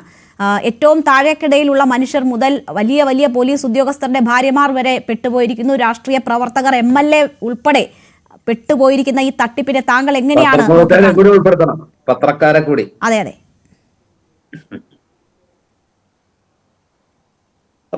രേണുക, അതിനകത്ത് ഈ തട്ടിപ്പ് നടത്തുന്ന ആള് വളരെ വിദഗ്ധമായിട്ടാണ് ഇത് ചെയ്യുന്നത്. അതായത് ആർക്കും സംശയം തുടക്കത്തിലെങ്കിലും തോന്നാത്ത രീതിയിൽ ആരെയും ബോധ്യപ്പെടുത്തുന്ന ആ ഒരു തെളിവുകളോടെ ഇതില് പങ്കാളികളാകുന്ന, ഇതിന്റെ ഭാഗമാകുന്ന വളരെ കുറെ ആളുകൾക്ക്, അത് ഒന്നോ രണ്ടോ പേർക്കല്ല, എല്ലാ ജില്ലകളിലും പെടുന്ന കുറെ ആളുകൾക്കെങ്കിലും കൃത്യമായിട്ട് ഈ പറഞ്ഞ വാഗ്ദാനം നിറവേറ്റി കൊടുക്കുന്നു. പകുതി വിലയ്ക്ക് ഇലക്ട്രിക് സ്കൂട്ടർ കിട്ടുന്നു, അതുപോലെ തന്നെ ലാപ്ടോപ്പ് കിട്ടുന്നു, അല്ലെങ്കിൽ വാഷിംഗ് മെഷീൻ കിട്ടുന്നു.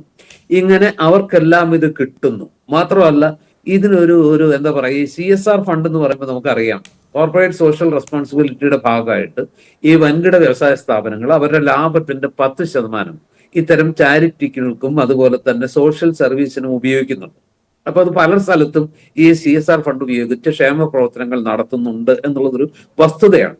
അപ്പൊ സ്വാഭാവികമായിട്ടും ഇത് ഈ വൻകിട കമ്പനികളുടെ CSR 10% എന്നൊക്കെ പറഞ്ഞാൽ അത് കോടിക്കണക്കിന് രൂപ വരും. അതിന്റെ ഒരു ഭാഗം സംഘടിപ്പിച്ചുകൊണ്ട് സമൂഹത്തിൽ ഏറ്റവും താഴെത്തട്ടിലുള്ള, സമൂഹത്തിൽ ഏറ്റവും ആവശ്യമുള്ള സ്ത്രീകളെ പ്രത്യേകിച്ച് ലക്ഷ്യമിട്ടുകൊണ്ട് അവർക്ക് ഈ ഇലക്ട്രിക് സ്കൂട്ടർ അതിന്റെ പകുതി വിലയ്ക്ക്, അല്ലെങ്കിൽ മറ്റ് സാധനങ്ങൾ, ഗൃഹോപകരണങ്ങൾ പകുതി വിലയ്ക്ക് കൊടുക്കുന്നു എന്ന് പറയാം. അത് ആദ്യഘട്ടത്തിൽ ഭംഗിയായി കൊടുക്കുകയും ചെയ്യുമ്പോൾ അതിനായിട്ട് ഈ പറഞ്ഞ പോലെ NGOകളുടെ ഒരു നാഷണൽ ഫെഡറേഷൻ തന്നെ ഉണ്ടാക്കുന്നു.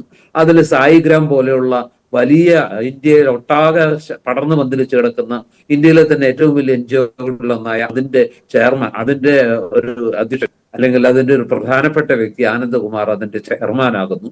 അതുപോലെ തന്നെ കോൺഗ്രസിന്റെ ഈ പറഞ്ഞ പ്രധാനപ്പെട്ട ലാലി വിൻസെന്റ് ഇതിന്റെ ലീഗൽ അഡ്വൈസർ ആകുന്നു.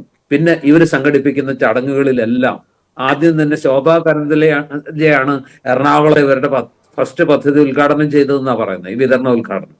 അപ്പൊ വളരെ പ്രധാനപ്പെട്ട നേതാക്കളൊക്കെ ചടങ്ങുകളിൽ പങ്കെടുക്കുന്നു. ഇവരിടുന്ന പേരുകൾ പോലും Sardar Patel institute of advanced research and developmental studies എന്ന പേരിലുള്ള NGO ഒക്കെ രൂപം കൊടുത്തിട്ട്, അതൊക്കെ കേൾക്കുമ്പോൾ തന്നെ ഇതൊരു നാഷണൽ ലെവലിൽ സർക്കാരുമായിട്ട് സഹകരിച്ച് നടത്തുന്ന ഒരു പദ്ധതിയാണെന്നുള്ളൊരു തോന്നലുണ്ടാകുന്നു. ഈ തോന്നൽ ജനിപ്പിക്കുന്നിടത്താണ് വിജയം. അതാണ് അനന്തകൃഷ്ണൻ നിർവഹിച്ചത്. നമ്മുടെ MLA-മാർക്ക് പോലും, അല്ലെ ജനപ്രതിനിധികൾക്ക് പോലും ഒന്നും മനസ്സിലാക്കാൻ പറ്റുന്നില്ല എന്നതാണ്. അതോ അവര് ഇപ്പോൾ തടിതപ്പാൻ വേണ്ടി ജനപ്രതിനിധികളും കാണുന്നത് എന്താ, എല്ലാ പഞ്ചായത്തുകളിലും അല്ലെങ്കിൽ ബ്ലോക്ക് പഞ്ചായത്തുകളിലും എല്ലാം കേന്ദ്രീകരിച്ച് ഇങ്ങനെ ഈ പറഞ്ഞ കോൺഫെഡറേഷൻ ഉണ്ടാക്കുന്ന NGOസിന്റെ, എന്നിട്ട് അതിന്റെ ചടങ്ങുകൾ സംഘടിപ്പിക്കുന്നു. ആ ചടങ്ങുകളിൽ കൃത്യമായി കുറെ പേർക്ക് ഇത് വിതരണം ചെയ്യുന്നു. ആ വിതരണോദ്ഘാടനം വലിയ വെണ്ടയ്ക്ക അക്ഷരത്തിൽ അല്ലെങ്കിൽ വലിയ ആഘോഷത്തോടെ ആനയെ അമ്പാരിയായിട്ട് നടത്തുന്നു. അതിൽ ഒന്നുകിൽ സ്ഥലത്തെ MLA, അതല്ലാന്നുണ്ടെങ്കിൽ ജില്ലാ പഞ്ചായത്ത് പ്രസിഡന്റ്, അതാത് പ്രദേശത്ത് ഏത് പാർട്ടിയുടെ MLA ആണോ അവരാണ് പങ്കെടുക്കുന്നത്. ഇപ്പൊ നേരത്തെ തന്നെ പറഞ്ഞല്ലോ, വസന്ത് തെങ്ങുപള്ളി പറഞ്ഞു, അതായത് മുഖ്യമന്ത്രിയുടെ ഇഫ്താർ പാർട്ടിയിൽ നിൽക്കുന്ന പടം, അതിന്റെ അതിൽ പങ്കെടുക്കുന്ന അനന്തകൃഷ്ണൻ പങ്കെടുക്കുന്ന ചിത്രം പുറത്തു വന്നു എന്ന് പറയുന്നു. അതുപോലെ തന്നെ സാക്ഷാൽ പ്രധാനമന്ത്രി നരേന്ദ്രമോദിയോടൊപ്പം നിൽക്കുന്ന ചിത്രം പുറത്തു വരുന്നു. അപ്പൊ ഇതൊക്കെ സ്വാഭാവിക. പിന്നെ തുടക്കത്തിൽ 100 കണക്കിന് പേർക്ക് ഈ സാധനങ്ങളൊക്കെ കൊടുക്കുകയും ചെയ്യുമ്പോൾ മാത്രമല്ല, ഇതിനിടയ്ക്ക് തിരുവനന്തപുരം പ്രസ് ക്ലബ്ബുമായിട്ട് സഹകരിച്ച് ഈ സ്കൂട്ടി വിതരണം ചെയ്യുന്ന അത് ഏറെക്കുറെ അത് അങ്ങേയറ്റത്ത് എത്തിയെന്നാണ് ഞാൻ മനസ്സിലാക്കുന്നത്. പക്ഷെ എത്ര പേർക്ക് വിതരണം ചെയ്തു എന്നൊന്നും എനിക്കറിയില്ല. അപ്പൊ അത്രയും വലിയ പത്രപ്രവർത്തകരൊക്കെയാണല്ലോ ഇൻവെസ്റ്റിഗേറ്റീവ് ജേർണലിസ്റ്റുകൾ. അവർക്ക് പോലും ഒരു സംശയം ഉണ്ടാക്കാത്ത രീതിയിൽ സ്ഥലത്തെ പോലീസിന്, സംസ്ഥാനത്തെ പോലീസ് ഏജൻസികൾക്ക്, ക്രൈംബ്രാഞ്ചിനോ അല്ലെങ്കിൽ സ്പെഷ്യൽ ബ്രാഞ്ചിനോ പോലീസ് ഇന്റലിജൻസിനോ ഒന്നും സംശയം തോന്നാത്ത രീതിയിൽ ഇത് കുറെ കാലം മുന്നോട്ട് പോകുമ്പോൾ ജനങ്ങൾ, സാധാരണ മനുഷ്യൻ തീർച്ചയായിട്ടും പകുതി വിലയ്ക്ക് ഇത് കിട്ടുമെന്ന് പറയുമ്പോൾ അവരിതില് മുഗ്ധരാകുകയും ആ പണം മുടക്കാൻ തയ്യാറാകുകയും ചെയ്യുന്നതിന് നമുക്ക് അവരെ കുറ്റം പറയാൻ പറ്റില്ല. കാരണം അത് CSR ഫണ്ട് ഉപയോഗിച്ച് ചെയ്യുന്നതാണ്. അവരതിൽ പെട്ടുപോയി.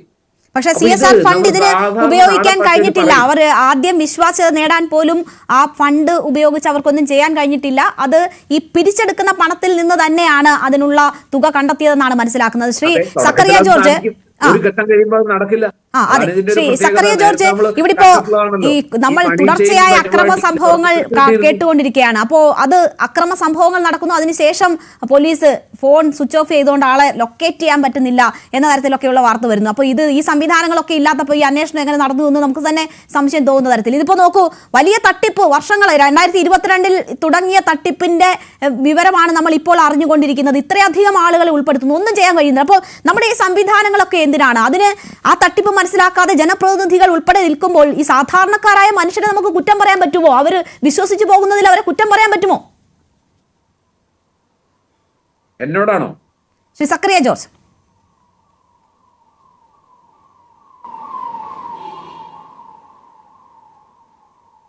മ്യൂട്ട് മാറ്റാമോ?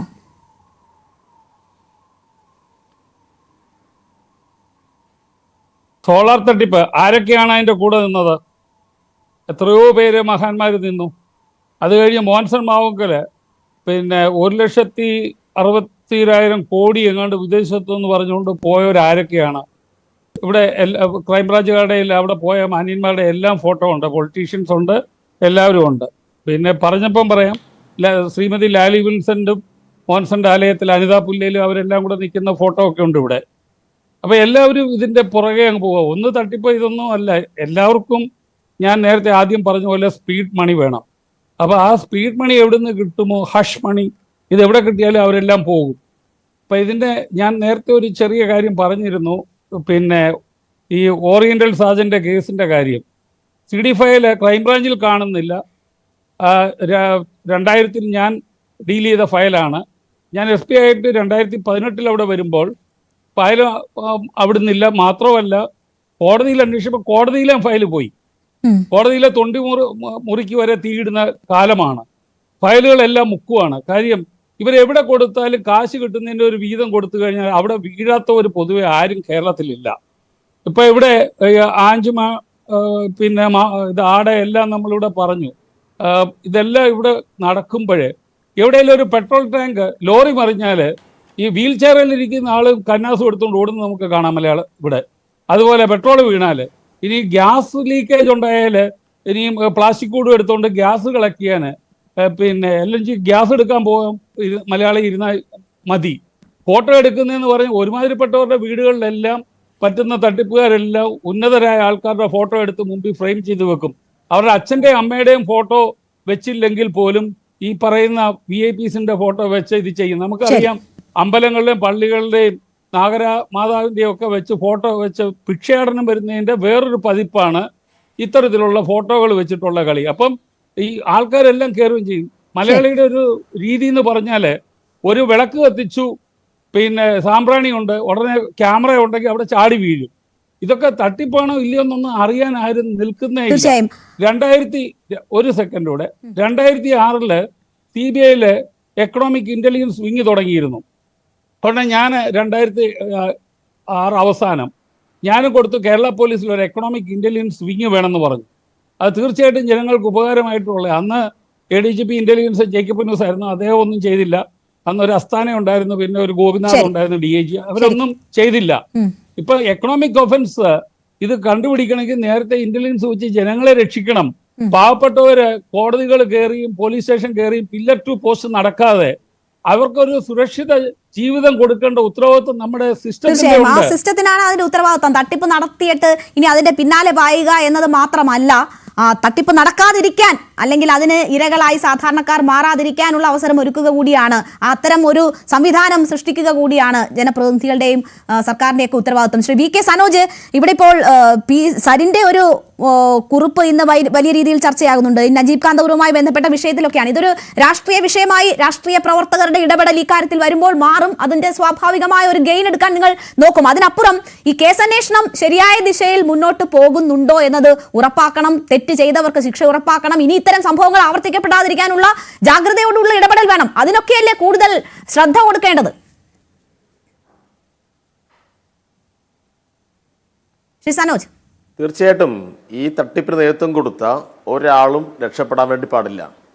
മുഴുവൻ ആളുകളെയും നിയമത്തിന് മുന്നിൽ കൊണ്ടുവരണം. അങ്ങനെ നിയമത്തിന് മുന്നിൽ കൊണ്ടുവരുമ്പോൾ അവർക്ക് രാഷ്ട്രീയമായി സംരക്ഷണം കൊടുക്കുന്നത് ആരാണ് എന്ന കാര്യം കൂടി നിങ്ങളെപ്പോലുള്ള മാധ്യമപ്രവർത്തകർ ചൂണ്ടിക്കാണിക്കുകയും ചർച്ച ചെയ്യുകയും വേണം. ഇന്നിപ്പോ പ്രതിപക്ഷ നേതാവ് വി.ഡി. സതീശൻ എന്തിനു വേണ്ടിയിട്ടാണ് 1000 കോടി തട്ടിപ്പ് നടത്തിയ ഒരാളെ ന്യായീകരിച്ച വി.ഡി. സതീശന്റെ അനുയായിയെ വെള്ളപൂശാൻ ശ്രമം നടത്തിയത്? കേസ് അന്വേഷണം നടക്കുകയല്ലേ? എന്നാൽ പിന്നെ അങ്ങനെയെങ്കിലും പറയാനുള്ള മര്യാദ കാണിക്കണ്ടേ? അതിനു പകരം എൻ്റെ മകനെ പോലെയാണ് എന്ന് 1000 കോടി തട്ടിപ്പ് നടത്തിയ ഒരാളെ ന്യായീകരിച്ച ആളെ വീണ്ടും വീണ്ടും ന്യായീകരിക്കുന്നത് എന്തിനാണ്? ഇങ്ങനെയുള്ള ചോദ്യങ്ങൾ ചോദിക്കാൻ നമ്മുടെ പോലുള്ള ഉത്തരവാദിത്തപ്പെട്ട രാഷ്ട്രീയ പ്രവർത്തകർ തയ്യാറാവണം. അതാ ഉത്തരവാദിത്തം, രാഷ്ട്രീയമായ മുതലെടുപ്പല്ല. ഇതുപോലെ ശ്രീ വസന്ത് അതിനോടൊപ്പം തന്നെ ശ്രീ വസന്ത് ചൂണ്ടിക്കാണിക്കേണ്ട മറ്റൊരു കാര്യം, ഇപ്പോൾ ഏതെങ്കിലും ഒരു പരിപാടിയിൽ ഫോട്ടോയ്ക്ക് നിന്നതല്ല. നജീബ് കാന്തപുരം നയിക്കുന്ന ആ സംഘടനയെ പോലും അതിന് ദുരുപയോഗം ചെയ്തു. അതിനുവേണ്ടിയുള്ള ആളുകളെ ചേർത്തത് അതുവഴിയാണ്. അപ്പോൾ അത് വളരെ ഗൗരവമാണ്. ഏതെങ്കിലും ഒരു ഫോട്ടോയുടെ അറ്റത്ത് മുഖം കാണിച്ചു എന്ന കുറ്റമല്ല നജീബ് കാന്തപുരത്തിന് നേരെ ഉയർന്നത്. MLA പദവി ദുരുപയോഗം ചെയ്തിട്ടുണ്ട്. നജീബ് കാന്തപുരം MLA എന്ന നിലയിൽ ജനങ്ങൾ കൊടുത്ത നജീബ് കാന്തപുരത്തിന്റെ പ്രിവിലേജിനെ കൊണ്ട് ഉപയോഗിക്കുന്നുണ്ട്. MLA ഓഫീസിൽ നിന്ന് MLA ഓഫീസിൽ നിന്ന് നേരിട്ട് ഇതുമായി ബന്ധപ്പെട്ട പണം വാങ്ങുന്നു. അല്ലല്ല വസന്തേ, വല്ലാതെ പറയല്ല. ഞാൻ പറയട്ടെ, എന്റെ അവസരമാണ്. ഞാൻ വഴങ്ങുന്നില്ല, എന്റെ അവസരമാണ്. നജീബ് കാന്തപുരം UDFന്റെ ഭാഗമായിട്ടുള്ള MLA ആണ്. ആ MLAയുടെ ഓഫീസ് കേന്ദ്രീകരിച്ച് ഇതുപോലെ ആയിരക്കണക്കിന് ആളുകളിൽ നിന്ന് പാതി വിലക്ക് സ്കൂട്ടർ തരാമെന്ന് പറഞ്ഞ്, ലാപ്ടോപ്പ് തരാമെന്ന് പറഞ്ഞ്, മറ്റ് ഗൃഹോപകരണങ്ങൾ തരാമെന്ന് പറഞ്ഞ് പണം വാങ്ങിയിട്ടുണ്ട്. ഇല്ല എന്ന് വസന്തിന് പറയാൻ കഴിയുമോ? ഈ പണം തിരിച്ചു കൊടുക്കാൻ തയ്യാറുണ്ടോ? തെറ്റാണെന്ന് പറയണ്ടേ? അപ്പൊ അതിന്റെ വലിയ പരാതികൾ വരാൻ വേണ്ടി പോവുകയാണ്. അപ്പൊ ഉത്തരവാദിത്തപ്പെട്ട രാഷ്ട്രീയ പാർട്ടികളുടെ ആളുകൾ ഇതിന്റെ ഭാഗമായിട്ടുണ്ടെങ്കിൽ അവരും പുറത്തു വരട്ടെ. അവരും പുറത്തു വരട്ടെ. നജീബ് കാന്തപുരത്തിന്റെ മുദ്ര എന്ന് പറയുന്ന സ്ഥാപനത്തിന് വന്നിട്ടുള്ള പണത്തിന്റെ കണക്കുകൾ സംബന്ധിച്ച് കൃത്യമായും പുറത്തു പറയേണ്ടതുണ്ട്. അത് സംബന്ധിച്ച് സമഗ്രമായ അന്വേഷണം നടത്തേണ്ടതുണ്ട്. എവിടെ നിന്നൊക്കെയാണ് മുദ്ര എന്ന് പറയുന്ന സ്ഥാപനത്തിലേക്ക് പണം വന്നത്? നജീബ് കാന്തപുരല്ലേ ഉണ്ടാക്കിയത്? ആ മുദ്രയിലേക്ക് വന്ന പണത്തിന്റെ കാര്യങ്ങൾ സംബന്ധിച്ച് പറയണം. അത് സംബന്ധിച്ച് ജനങ്ങൾക്ക് അറിയാൻ താല്പര്യമുണ്ട്. അപ്പൊ 2000, 5000, 6000 ഒക്കെ പലതരത്തിലും പിരിച്ചു എന്ന് കാണാൻ വേണ്ടി കഴിയുന്നു. MLA ഓഫീസിൽ നേരിട്ട് അറിയിപ്പ് കൊടുത്തിട്ടുണ്ട്. അവസാന തീയതി ഇത്രാം തീയതിയാണ്, ഇത്രാം തീയതിക്കകം പണം അടക്കണം എന്ന് അറിയിപ്പ് കൊടുത്തിട്ടുണ്ട്. അത് MLA ഓഫീസിൽ കൊടുത്ത അറിയിപ്പാണ്. അല്ല പറയട്ടെ രേണു, ഈ നജീബ് കാന്തപുരവുമായി ബന്ധപ്പെട്ട ആരോപണവും ഒക്കെ ഉയർത്തിവിടുന്നത് സരിനാണ്. സരിന്റെ ഒക്കെ ആരോപണത്തിന് ആരും ഉത്തരം പറയില്ല. ഇനി സനോജിന്റെ ആരോപണത്തിന് ഞാൻ ഉത്തരം പറയാം. സനോജ്, സരിന്റെ ആരോപണമല്ല, നജീബ് കാന്തപുരം നജീബ് കാന്തപുരത്തിന്റെ ഓഫീസ് കേന്ദ്രീകരിച്ച് പണം വാങ്ങിയിട്ടെന്ന് പറയോ? നജീബ് കാന്തപുരത്തിന്റെ ഓഫീസ് കേന്ദ്രീകരിച്ച് പാതി വിലക്ക് സ്കൂട്ടറിനുള്ള പണം വാങ്ങിയിട്ടില്ല എന്ന് പറയാൻ വസന്തിന് കഴിയുമോ? വസന്ത് വാങ്ങിയിട്ടുണ്ട്. നിങ്ങൾ ഇങ്ങനെ കള്ളം പറഞ്ഞാലോ? ഇത് സരിൻ പറയുന്നത് കൊണ്ട് അതില്ലാണ്ടാവുമോ? നജീബ് കാന്തപുരത്തിന്റെ MLA ഓഫീസ് കേന്ദ്രീകരിച്ച് ഇതുപോലെ പാതി വിലക്ക് സാധനങ്ങൾ തരാം എന്ന് പറഞ്ഞ് പണപ്പിരിവ് നടത്തിയിട്ടുണ്ട്. നജീബ് കാന്തപുരത്തിന്റെ ഓഫീസ് തന്നെ ഇത് സംബന്ധിച്ച് അറിയിപ്പുകൾ കൊടുത്തിട്ടുണ്ട്. അത് സംബന്ധിച്ച് പരാതികൾ ഉയരുന്നു. ഇന്ന് മാധ്യമങ്ങൾ ഈ തട്ടിപ്പിന്റെ പോക്ക് കണ്ടിട്ട് വരും ദിവസങ്ങളിൽ ഇത് ചർച്ച ചെയ്യേണ്ടി വരുന്നതാണ്. ഇതുവരെ ആത്മവിശ്വാസത്തിലാണ് VK സനോജ് സംസാരിക്കുന്നത്. ആരൊക്കെ ഇതിന്റെ പിന്നിലുണ്ട്, ആരൊക്കെ ഇതിൽ പെട്ടുപോയിട്ടുണ്ടെന്നൊക്കെ അറിയാൻ നമുക്ക് കാത്തിരിക്കാം. എന്തായാലും സമയം പൂർണ്ണമായിട്ട് അവസാനിക്കുന്നതാണ്. എല്ലാ അതിഥികൾക്കും നന്ദി.